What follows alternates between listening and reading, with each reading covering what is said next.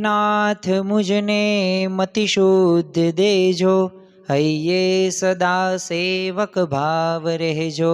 छो शब्दो मारा पण आप आवीने कहजो, राजी थई अक्षर भाव देजो, राजी थई अक्षर भाव देजो।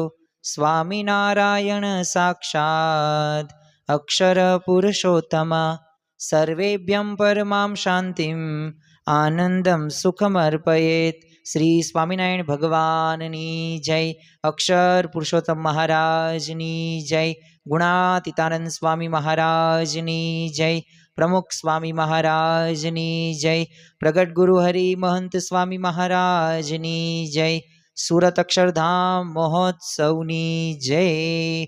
दरेक दिव्य हरिभक्तों ने भावथी जय स्वामी नारायण। अधिक मास चाली रह्यो छे, तो आम तो अधिक मासनी अंदर आपणे अलग अलग विषय पर प्रवचननो लाभ लई रह्या छीए, परंतु आ अधिक मास दरमियान આપણે એવો પણ એક સંકલ્પ લઈ શકીએ કે આપણે જે અભાવ અવગુણથી આપણા જીવનની અંદર જે પ્રશ્નો આવે છે, જે પરિસ્થિતિ ઊભી થાય છે, તો એનાથી આપણે બચી પણ શકીએ છીએ। આમ તો બ્રહ્મ સ્વરૂપ પ્રમુખ સ્વામી મહારાજ હોય, બ્રહ્મ સ્વરૂપ યોગીજી મહારાજ હોય કે વર્તમાન કાળે મહંત સ્વામી મહારાજ પણ આ અભાવ અવગુણ ઉપર મોટી ચોકડી મારે છે। અને તમે જો કે સત્સંગમાંથી જે કોઈ પણ હરિભક્ત કે ગુણભાવી પડે છે ને, તો એના કારણોની અંદર શ્રીજી મહારાજે પ્રથમ સ્થાન કોને આપ્યું છે?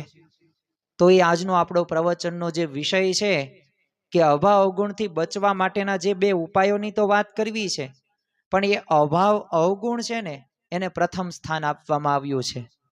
સત્સંગમાં અત્યાર સુધીના તમે ઇતિહાસ તમે તપાસ કરો તો એક વાત તો આપણને સ્પષ્ટ થાય જ છે કે આ દિવ્ય સત્સંગમાંથી પાછા તો ઘણા બધા પડ્યા છે, પણ બીજાના અવગુણ લેવાથી જ પડ્યા છે અને સત્સંગમાં જ પડ્યા છે, એટલે પોતાને જ નુકસાન થાય છે।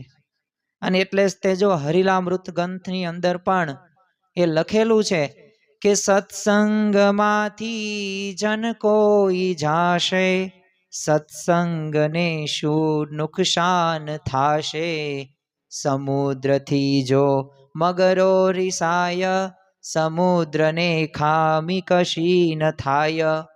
એ હરિલામૃત ગ્રંથની અંદર લખવામાં આવ્યું છે। આપણે સર્વ કોઈ સત્સંગી છીએ, સર્વે કોઈ મુમુક્ષુ છીએ, કોઈ ગુણભાવી પણ હશે, આપણે સર્વ કોઈને સત્સંગમાં અચળ રહેવાની તો ઈચ્છા છે જ તે। અને છેલ્લે એકાંતિક ધર્મ સિદ્ધ કરીને બ્રહ્મરૂપ થઈને પરબ્રહ્મની ભક્તિ પણ આપણે સર્વ કોઈએ કરવી છે। પણ આ સત્સંગ રૂપી એક સમુદ્રમાં આપણે કાયમ રહેવા માટે કોઈનો અભાવ અવગુણ કે દ્રોહમાં ક્યારેય પડવું ન જોઈએ। અંત્યના 12મા વચનામૃતની અંદર શ્રીજી મહારાજે વાત કરી છે કે ભગવાન અને ભગવાનના ભક્તનો જેને અવગુણ આવ્યો ને, એ સત્સંગી કહેવાતો હોય ને તો એને હડકાના શ્વાન જેવો એક ગણવો। હવે હડકાયું શ્વાન હોય તો એ ગમે ત્યારે આપણને એ પોતે કરડે અને એના લીધે 10 થી 15 ઇન્જેક્શન પણ આપણે મરાવા દવાખાને જવું પડે, તો એમ ગમે ત્યારે પ્રશ્ન એને ઊભો થવાનો છે ને થવાનો છે। તો એટલે અભાવ અવગુણથી આપણે બચવાનું છે। પણ હવે આપણને પ્રશ્ન થાય એટલું બધું નુકસાન થાય અભાવ અવગુણથી, તો એક જ તે આપણે સંદર્ભ લઈએ અને પછી અભાવ અવગુણ અને દ્રોહથી બચવા માટેના એવા બે ઉપાયોની વાત કરીએ। મધ્યનું 63મું વચનામૃત છે। તો આ મધ્યના 63મા વચનામૃતિમાં શ્રીજી મહારાજ પોતે કહે છે, શું કહે છે આપણે શ્રવણ કરીએ કે જેને ભગવાનને ભગવાનના ભક્ત સંગાથે આટી પડી જાય છે, તે તો અમને દીઠો પણ ગમતો નથી ને તે ઉપરથી રીસ પણ કોઈ દિવસ ઉતરતી નથી। અને આ સંસારમાં પંચ મહાપાપના કરનારોને તો કોઈ દિવસ છૂટકો થાય, પણ ભગવાનના ભક્તના એ દ્રોહના કરનારનો કોઈ દિવસ છૂટકો થતો નથી। પંચ મહાપાપ કર્યું હશે ને, આજ નહીં તો આવતીકાલ ભગવાન અને સંત માફ કરી દેશે। પણ જો ભગવાનના ભક્તનો દ્રોહ કર્યો, ભગવાનના ભક્તનો અભાવ અવગુણ કરી લીધો, તો સમજી લેવું કે આપણું પતન થશે। અને યાદ રાખવું કોઈ દિવસ એમાંથી છૂટકશું નહીં। તો આ વાત રહીને આ વાતને આપણે દ્રઢ કરીને રાખવાની છે. અને તમે જુઓ કે શિશુપાળે પણ એ પાંડવોનો અવગુણ લીધો અને એમાંથી એનું મસ્તક કપાયણું. તો આવા તો ઘણા બધા એવા તમને ઇતિહાસમાં દ્રષ્ટાંતો પ્રસંગો એ ખ્યાલ છે. ભક્ત એ સુધનવા પણ આ રીતે જ તેનું મસ્તક કપાય છે, કારણ કે અર્જુનનો એને દ્રોહ કર્યો. તો આવા ઘણા પ્રસંગો ઉપરથી આપણને સ્પષ્ટ થાય કે ભગવાનને 1% નહીં, 0.1% ગમતી વાત નથી કે આપણે ભગવાનના ભક્તના અવગુણ ગાઈએ કે અભાવ અવગુણમાં પડીએ. એટલે મહંત સ્વામી મહારાજ વારંવાર આપણને એક જ વાત ઘૂંટાવે છે કે અભાવ અવગુણમાં એ પોતે ચેકો જ મારે છે. તો આ પ્રકારની સમજણો આપણી ગુણાતીત ગુરુ પરંપરા દે છે. તો એના મૂળની અંદર એ આ બધી વાતો છે. એક છે ને ગઢવી પોતે ગરીબ હતા. હવે પોતે દાડા કાપવા માટે ગામત્રે ગયા અને એને નક્કી કર્યું કે આપણે ગામો ગામ જઈએ ને સગાવાલા હોય ત્યાં 1-2 દિવસ રહેશું, મહેમાન ગતિએ કરીએ. એટલે જે દિવસો કપાય તે બોલો 17 દિવસ સુધી પોતે બહાર ગામ રહ્યા અને પછી ઘેર આવે છે. અને ત્યાં તે જોયું તો 17 મહેમાનો આવેલા એને ઘરે. તે મહેમાનોએ પૂછ્યું, ગઢવી તમે ક્યાં ગયા હતા? તે વિચારમાં પડ્યા કે હું અનાજ બચાવવા માટે 17 દિવસ બહાર ગયો. અને આ એક સાથે 17 મહેમાનો આવી ગયા. એટલે એણે શું કીધું કે ક્યાંય ગયો ન હતો, ઘેરનો ઘેર જ છું. તો એમ સત્સંગ કર્યા કરે ને સાથે પાછો અવગુણે આપણે લીધા કરીએ તો પછી આવું થાય, ઘેરના ઘેર. તો એ આપણે કરવાનું નથી. સર્વ કોઈ મુમુક્ષુની ઈચ્છા છે આધ્યાત્મિક માર્ગની અંદર પરાકાષ્ઠા સુધી પહોંચવાની, ભગવાનનો સાક્ષાત્કાર કરવાની. તો એના માટે શું જરૂરી છે? એના માટે આપણે ગુણ ગ્રાહક દ્રષ્ટિ રાખીએ. અભાવ અવગુણથી દ્રોહથી બચવા માટેનો પહેલો ઉપાય, 2 ઉપાયની આજે વાતો કરવી છે. એમાં પ્રથમ ઉપાય છે ગુણ ગ્રાહક દ્રષ્ટિ. અને કેવી ગુણ ગ્રાહક દ્રષ્ટિ? કેવા વિચાર સાથે આપણે સત્સંગ કરવાનો છે. જો ઘરની અંદર પણ આ ગુણ ગ્રાહક દ્રષ્ટિ આપણે રાખીએ ને તો ફાયદો થાય. દરેકના આપણે ગુણનું ચિંતન કરીએ, મનન કરીએ, લેખન કરીએ. પતિ હોય એ પત્નીના ગુણનું લેખન કરે, પત્ની હોય એ પોતાના પતિના ગુણનું લેખન કરે, સાસુ હોય એ પોતાના એ જે પુત્ર વધુ આવ્યા છે એના ગુણનું ચિંતન કરે, મનન કરે. અને પુત્ર વધુ હોય એ સાસુના ગુણનું મનન ચિંતન કરે. તો એક પણ એવું ઘર ન રહે કે જ્યાં અશાંતિ ન રહે. બધી જગ્યાએ શાંતિ શાંતિ અને શાંતિ જ રહે. પણ એના માટે આપણે નમવું પડે, એના માટે આ વિચાર કરવો પડે, એના માટે ગુણ લખવા પડે, વિચારવા પડે, કહેવા પડે, વખાણ કરવા પડે. કે 1 રૂપિયો પણ દેવાની જરૂર નથી, છતાં પણ માણસ કંજુસાઈથી વખાણ કરે છે. તો આ વાસ્તવિકતા છે આ સમાજની. અને એટલે જ તે આજે ઘરો ઘરની અંદર, સમાજ કુટુંબની અંદર એ પ્રશ્નોની એ જ્વાળાઓ પોતે ફૂંકાઈ છે. તો આના મૂળની અંદર આ જ બાબત છે. તો ગુણ ગ્રાહક દ્રષ્ટિ આપણે સમજીએ. પ્રથમ તો અમેરિકાના એક ઉદ્યોગપતિ, નામ એનું રોકફેલર. હવે આ રોકફેલર ઘણી બધી એની પાસે સંપત્તિ ધન હતું, ઘણા બધા કર્મચારીઓ પણ એના ઉદ્યોગની અંદર કામ કરે. તો એક અધિકારી હતી, એને કંઈક એવી નાનકડી એવી ભૂલથી અંદાજિત $20 લાખ નુકસાન થયું. એટલે રોકફેલરે તો એને કાઢી મૂકવાનું નક્કી કરી નાખ્યું. અને એ જે અધિકારી હતી તો એને નક્કી જ કરી નાખ્યું કે હવે મને કાંઈ કંપનીમાં કાંઈ રાખશે નહીં. ભલે ઘણા બધા સમયથી હું અહીંયા કામ કરું છું, પણ આ નાની ભૂલ થઈ જ પણ નુકસાન બહુ મોટું થયું છે. સાથી કર્મચારીઓ પણ નક્કી જ કરી નાખેલું હતું કે હવે આને આ કંપનીમાં રાખવામાં નહીં આવે. રોકફેલરે આ જ નક્કી કરેલું. પણ પછી નિર્ણય લેતા વખતે એ અધિકારીના છે ને ગુણો વિચારવાનું શરૂ કર્યું. અને એમાં એને જણાયું કે અધિકારી અત્યાર સુધીમાં કંપનીને કરોડો ડોલરો કમાવી આપ્યા છે, તો આ ભૂલ તો એક નાની છે. એટલે એ વિચારથી એને લાગ્યું કે આવા પ્રામાણિક માણસની આવી નાની ભૂલમાં એને કાઢી મૂકવો ને યોગ્ય ન કહેવાય. તો બોલો, આ રોકફેલરે પોતાનો નિર્ણય બદલી નાખ્યો અને એને પ્રમોશન આપ્યું, એને શાબાશી આપી. અને બીજી વખત આ ભૂલ ન થાય એનું જાણપણું રાખવાની વાત કરી. તો જો એ અધિકારી પણ કંપનીમાં આવતમ વિચાર કરો કે જેટલા વર્ષ સુધી અધિકારીએ નોકરી કરી હોય, કેટલી પ્રામાણિકતાથી, નીતિમત્તાથી, એક પોતે દાનતથી મહેનત કરી હશે. તો થઈ શકે છે. તો આવા ગુણો આપણે રાખીએ. ગુણાતીતાનંદ સ્વામીએ બીજા પ્રકરણની 18મી વાતની અંદર કીધું કે ભગવાનના ભક્તનો અવગુણ આવે ને ત્યારે એમાં ગુણ હોય ને એ વિચારવા, તો એ અવગુણ ટળી જાય. મંદિરે ભલે પ્રસાદ ટાઈમે આવતા હોય, પણ એટલો વિચાર કરો કે આજુબાજુ હજારો લોકો વસે છે તોય કોઈ મંદિરના દાદરા નથી ચડતા, અને આ ભાઈ પ્રસાદ ટાઈમે આવે છે ને મંદિરે આવે છે ને આરતીમાં રહે છે, તો એ બહુ સારી બાબત કહેવાય. તો આ ગુણ રાખવો. કોઈક તૈયાર ટાઈમે પોતે વખાણ કરતા હોય તો કંઈ વાંધો નહીં, એ આવે તો છે ને. જો આવે જ નહીં તો તમે કોના અવગુણ ગાવ? એ અવગુણ ગાવશો ને એ આપણી મૂળભૂત એક પ્રકારની એક કમનસીબી કહેવાય. અને એ આપણી વૃત્તિમાં સ્વભાવમાં આવી ગયું છે. કારણ કે આપણને સારું નથી દેખાતું, વ્યક્તિમાં ખરાબ શું છે, ભૂલ શું છે, આ જ આપણે શોધીએ છીએ. અને એના લીધે જ તે તમે જો કે સમાજની અંદર જે પણ વિરોધ થતા હોય, જે પણ દુઃખના પ્રસંગો બનતા હોય, જે પણ ઝઘડાઓ થતા હોય કે કોર્ટ કેસ થતા હોય, તો એ અંદરો અંદર ખેંચતાણ કઈ છે? અભાવ અવગુણ જ મૂળની અંદર છે. સારું કોઈ વિચારી શકતા જ નથી. જુનાગઢના યોગેશ્વર સ્વામી સાંજે છે ને જમતા નહીં, તે એકવાર એમના સેવક સંતે બહુ આગ્રહ કર્યો અને ચોકામ જમવા માટે લઈ ગયા.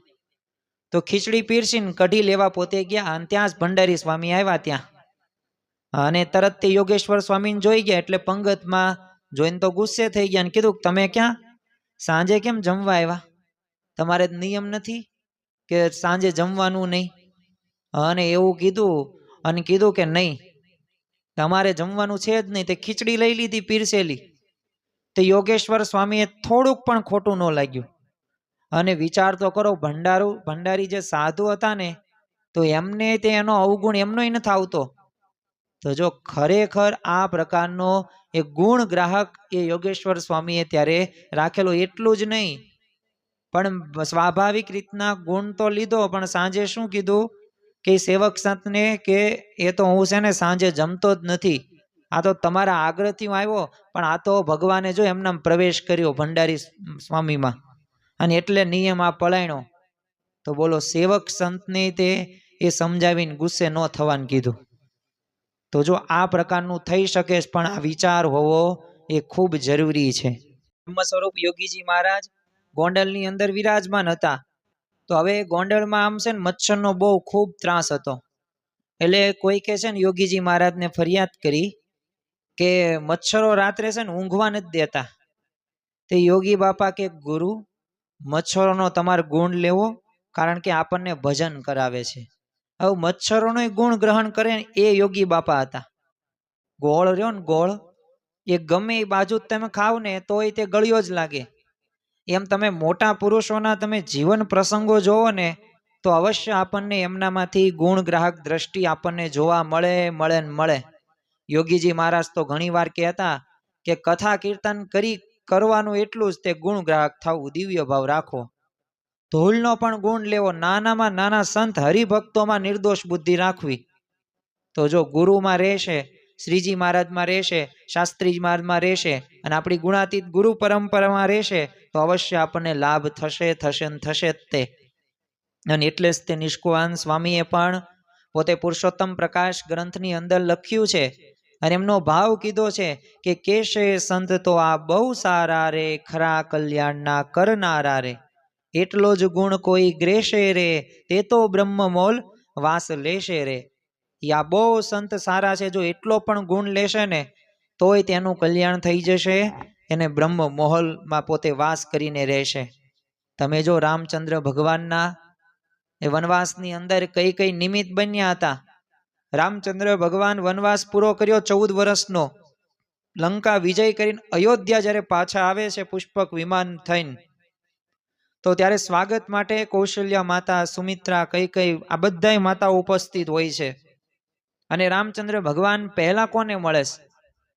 તો એ કૌશલ્યા માતાને મળતા નથી, પણ કઈ માતાને પ્રથમ પગે લાગે છે. હવે આ કઈ માતાએ તો મુખ્ય એ જ 2 વરદાનો માગેલા હતા, અને એના લીધે જ આ વનવાસ મળેલો હતો. એટલે એ તો પોતે શોભ પામી ગયા, શરમ એને લાગી. ત્યારે શ્રીરામ ભગવાને શું કીધું કે માતા, તમે શોભ પામશો નહીં, કારણ કે તમે મને વનવાસ આપવામાં નિમિત્ત થયા ને, તો એ મારા ઉપર મોટો ઉપકાર છે. અને એમાંથી મને કેટલું બધું જાણવાનું મળ્યું છે. અને સાંભળો સાંભળો તમે એ વાત. તો જો એ ભગવાન શ્રી રામ એ કઈ માતાને શું કહે છે? તાત સ્નેહો ભરત મહિમા પૌરુષમ વાયુ સુનોહ સંખ્યમ એ ચાપી પ્લવન નૃપતે ક્વાપી સૌમિત્ર ભક્તિ સીતા સત્યમ નિજ ભુજ બલમ વેરાણીમ વેર ભાવો જ્ઞાતમ સર્વ તવ ચરણો માતરેશ પ્રસાદ. કે માતા, એક પિતાનો સ્નેહ કેવો કે મારા ગયા પછી તરત તેમને દેહ મૂકી દીધો. એ ભરત જેવો ભાઈ કેવો કે જેને રાજ્ય ગાદી મળતી હતી ને, છતાંય તેનો ત્યાગ કરી દીધો. અરે સીતાની શોધ કરવા હનુમાનજીના બળનું મને જ્ઞાન થયું. એ વાનરપતિ સુગ્રીવના એક મૈત્રી ભાવનો પણ મને પરિચય થયો. અને પત્નીને ઘેર મૂકીને મારી સેવામાં રહેલા ભાઈ લક્ષ્મણની ભક્તિનો મને પરિચય થયો છે. અને અગ્નિ પરીક્ષામાંથી પસાર થયેલ એ સીતાના પતિવ્રતાપણાની મને અને વિશ્વને પ્રતીતિ થઈ ગઈ છે. અને રાવણ સાથેના યુદ્ધમાં મારા બાહુબળનો મહિમા મને સમજાણ્યો છે. અને દુશ્મન કેવો હોય વેરી ભાવનો પણ પરિચય મને થયો છે. અને આ બધું મને તમારા ચરણની કૃપાથી જાણવા મળ્યું છે. કોઈક આપણને આ મુશ્કેલીમાં કોઈક આપણને ધક્કો મારે તો આપણે શું કરીએ કે કોણ હતું એ કે જેને મને આ મુશ્કેલીમાં નાખ્યો, મારી સાથે આવું કેમ કર્યું આ વ્યક્તિએ? આપણે તરત એવું કહીએ, આપણે શું છે અભાવ ગુણ લેતા હોઈએ. પણ ખરેખર જો ભગવાન અને સંત રહ્યા ને, એ આવા ભક્તોની પરીક્ષા લેતા હોય છે. ભગવાન રામે પણ એ કઈને આવી રીતે આભાર એમનો માને છે. ચરણની કૃપાથી જાણવા મળ્યું ને, તો ગુણ ગ્રાહક દ્રષ્ટિ રાખી. તો એમ આપણે પણ જો બચવા માટે ગુણ ગ્રાહક દ્રષ્ટિ રાખવાની છે. જેમ સુગ્રી જુદી જુદી જગ્યાએ જો ઘાસના તૃણ ભેગા કરીને સુંદર માળો બનાવે ને, તો એ માળો દરેકની દ્રષ્ટિ આકર્ષે જ છે.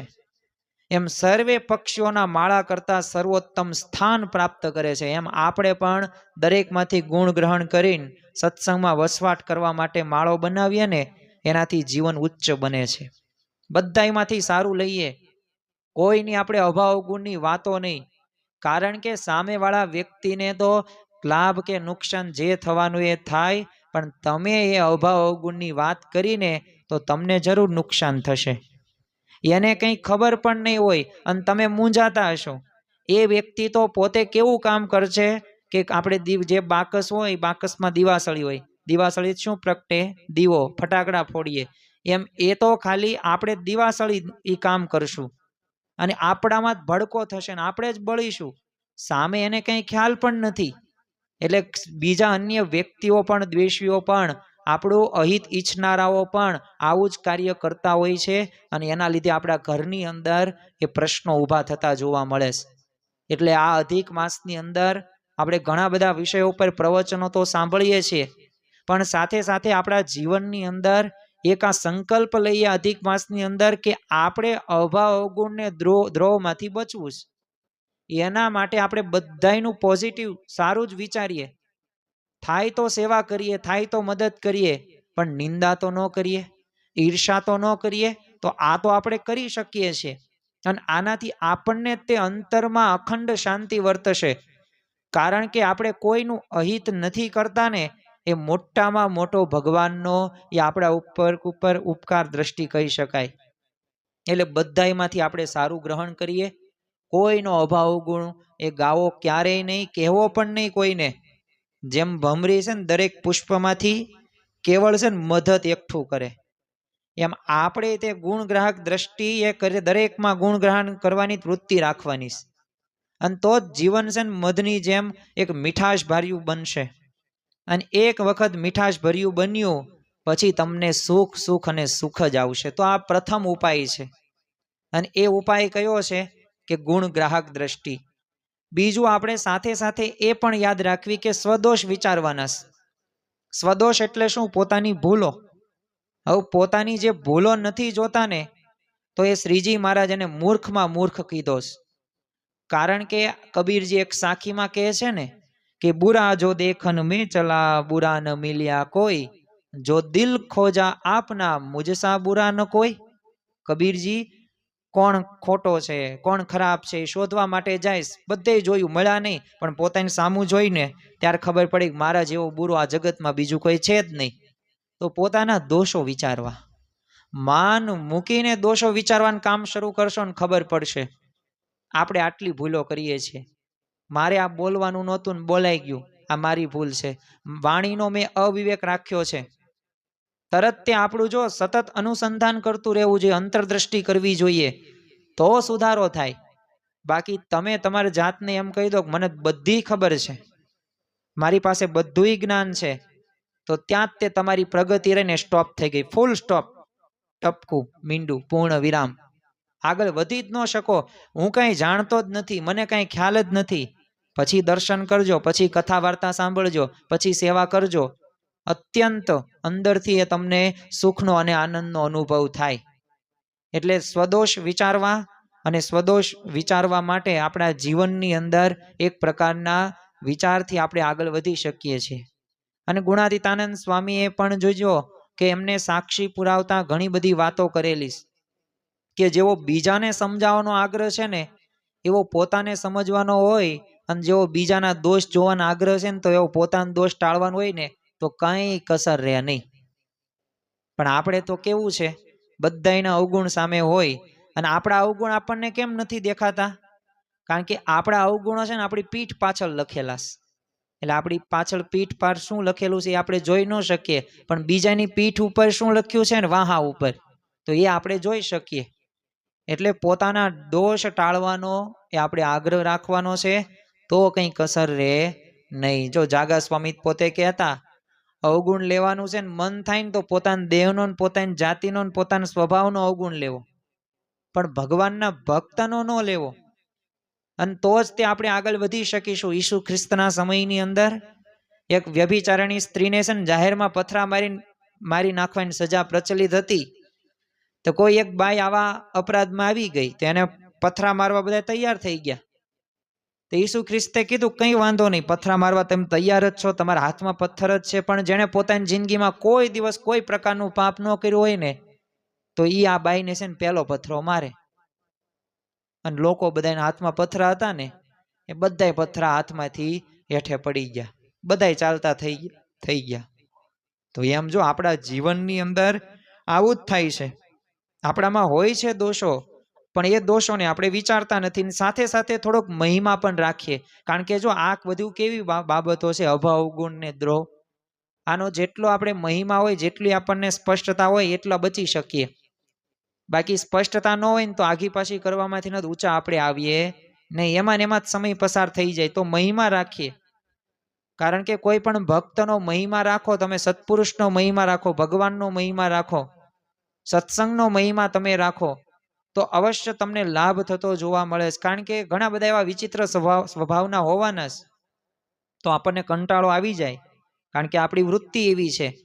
પણ જો પ્રથમના 24મા વચનામૃતની અંદર શ્રીજી મહારાજે આનોય ઉપાય બતાવ્યો કે જ્યારે કોઈ હરિભક્તનો દોષ નજરમાં આવે ત્યારે એમ સમજવું કે આનો સ્વભાવ સત્સંગમાં ન ઘટે એવો છે, તો પણ એને જો સત્સંગ મળ્યો છે અને જેવો તેવો છે તોય સત્સંગમાં પડ્યો છે, તો પૂર્વ જન્મમાં અથવા આ જન્મનો સંસ્કાર ભારે છે તો જ આવો સત્સંગ મળ્યો હોય એમ સમજીને એનો અતિશય ગુણ લેવો, પણ અભાવ અવગુણમાં તો પડવું નહીં. યોગી બાપા તો શું કહેતા કે અનેક જન્મના પુણ્યનો મહોદધી ભેગો થાય ને ત્યારે આ દાદર મંદિરના દાદરા ચડવા મળે. તો એમ આપણા જીવનની અંદર આવા જો મહિમા સાથેના શબ્દો હોય ને તો આપણને દરેક ભક્તોનો ગુણ આવે. તમે જો ઘરની અંદર કોઈ પણ વ્યક્તિ હોય તો જેટલો મહિમા હોય એ વ્યક્તિ પ્રત્યે, તો એને તમે ગમે તેમ બોલાવી ન શકો, તુકારે ન બોલવો હોય તો ન બોલી શકો. કેમ? કારણ કે એ માતા પિતાનો મહિમા તમને દ્રઢ થઈ ગયો છે. તો એવી જ રીતે આપણે જો ભક્તનો મહિમા આવી રીતે દ્રઢ કરીશું ને તો ક્યારેય અભાવ અવગુણમાં આપણે પડશું જ નહીં. અને એટલે જ તે જો શાસ્ત્રીજી મહારાજના સમયમાં ધોળા ભગત નામે એક સામાન્ય પાર્ષદ હતા. તો એની દહેજ ક્રિયા છે ને આમ સ્વાભાવિક રીતના સહેજ અણગમો આવી જાય ને એવી હતી. એટલે કેવું, દેહ સંબંધિત ક્રિયાઓ અમુક કરવાની હોય તો આમ ગમે નહીં, વિચિત્ર લાગે. પણ શાસ્ત્રીજી મહારાજ કહેતા કે આ ધોળા ભગતનો મહિમા સમજાશે ને ત્યારે મારો મહિમા સમજાશે. એટલે જ તે તમે જુઓ કે ઉત્તર ગુજરાતની એ બાઈ હરિભક્તોએ મહારાજ પાસે ફગવા માગતા શું કીધું કે સત્સંગી જે તમારા કાવે તેનો કેદી અભાવ ન આવે, કે તમારા જે સત્સંગી કહેવાયના છે ને એનો કોઈ દિવસ અભાવ ન આવે ને એવું અમે માગીએ છીએ. તો ખરેખર જો આ પ્રકારની ભાવના આપણે રાખવાની છે. યોગીજી મહારાજે પણ યોગી ગીતામાં વાત કરી છે કે સત્સંગમાં અભાવ ગુણ કે ખટાશ નો આવે ને તો સત્સંગનું સુખ કેવું આવે, અત્યારે ઉનાળામાં કેસર કેરી જેવું ગળ્યું આવે. માટે સંતો હરિભક્તોમાં આપણે દિવ્ય ભાવ જ રાખવાનો છે. ઘણી બધી નુકસાનો થાય છે અભાવ અવગુણના લીધે, અને બધાના મનની અંદર આવી ઈર્ષાય તે ઉત્પન્ન થાય, ગુણનું તે માન રહે છે, અને કુસંગપણના લીધે આપણે અભાવ ગુણમાં પડીએ છીએ. પણ એનાથી આપણે બચીએ, કારણ કે બચીશું ને તો તરત તે આપણા જીવનની અંદર આપણે આગળ વધીશું. અને દરેક વ્યક્તિએ બીજાના અવગુણ તરત નજરે પડે છે ને, તો જ્યારે એના ગુણ દેખાતા વાર લાગે છે, કારણ કે કાગડા જેવી દ્રષ્ટિ હોય તો અવગુણ રૂપી ચાંદા ઉપર જ પડવાની. તો એમાંથી આપણે બચવાનું. અને એ બચવા માટે આપણને આવા ભગવાન અને સત્પુરુષનો એ આપણને યોગ થયો છે, આવો સત્સંગ દિવ્ય પ્રાપ્ત થયો છે. તો ખરેખર આ બે ઉપાયો, એક તો ગુણ ગ્રાહક દ્રષ્ટિ રાખીએ અને બીજું પોતાના સ્વદોષ વિચારીએ. પોતાની ભૂલો આપણે વિચારીએ, પોતાની ભૂલો થતી હોય એના ઉપર જો સુધારાલક્ષી પ્રવૃત્તિ થશે, સ્વસુધારણા જેને કહેવાય, અંતરદ્રષ્ટિ કરીશું તો અવશ્ય આપણને લાભ થશે. તો આજના દિવસે આપણે મહારાજ સ્વામીના ચરણોમાં પ્રાર્થના કરીએ કે અમારા જીવનની અંદર પણ આ અભાવ અવગુણ અમે તો લઈએ છીએ. અમે તો આ માયામાં ફસાયેલા જીવો છીએ, તુચ્છ છીએ અને બંધનમાં છીએ, પણ તમે તો માયાથી પર છો. તો અમને એવી બળ બુદ્ધિ શક્તિ આપજો કે દરેકમાં અમે ગુણ ગ્રાહક દ્રષ્ટિ રાખીએ, દરેકમાં અમે દિવ્ય ભાવ રાખીએ, અને પોતાના દોષો રહ્યાને એ પોતે અમે વિચારીએ, અમે અંતરદ્રષ્ટિ કરીએ અને પોતાના દોષો સુધારવા માટે અમે આગળ વધીએ. તો આજના દિવસે આપણે મહારાજ સ્વામીને એટલી જ પ્રાર્થના કરીએ કે આ બે ઉપાયો એ અમે યથાર્થ રીતે અમારા જીવનમાં ચરિતાર્થ કરીને તમને મન કર્મ વચને રાજી કરી શકીએ, એ જ આજના દિવસે પ્રાર્થના. શ્રી સ્વામિનારાયણ ભગવાનની જય.